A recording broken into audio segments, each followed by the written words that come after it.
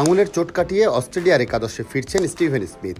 West ইন্ডিজের বিপক্ষে সিরিজের দ্বিতীয় টেস্টে প্রিয় ব্যাটিং পজিশনে দেখা যাবে তাকে, তবে ফিল্ডিংয়ে দাঁড়াবেন না, প্রিয় জায়গা স্লিপে।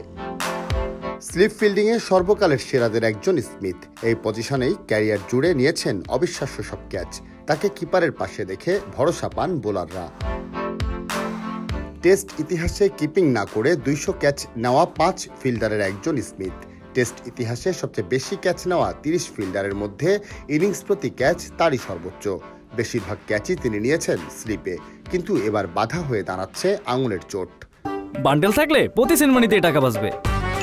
বিকাশ সেনমানি বান্ডেল কিনে জিতুন প্রতি লেনদেনে।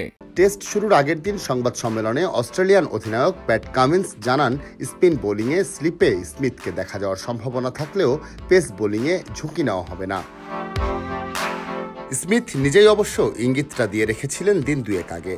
বলেছেন, গোটা টেস্ট ক্যারিয়ারে উইকেটের সামনে ফিল্ডিং করার অভিজ্ঞতা খুব বেশি নেই তার। বৃহস্পতিবার শুরু ওয়েস্ট ইন্ডিজের বিপক্ষে দ্বিতীয় টেস্ট। প্রথম টেস্ট জিতে 3 ম্যাচের সিরিজে এগিয়ে আছে অস্ট্রেলিয়া। তবে প্রথম টেস্টে ভীষণ ভুগেছে তাদের ব্যাটিং। স্মিথকে পাওয়া তাই তাদের জন্য বড় স্বস্তির।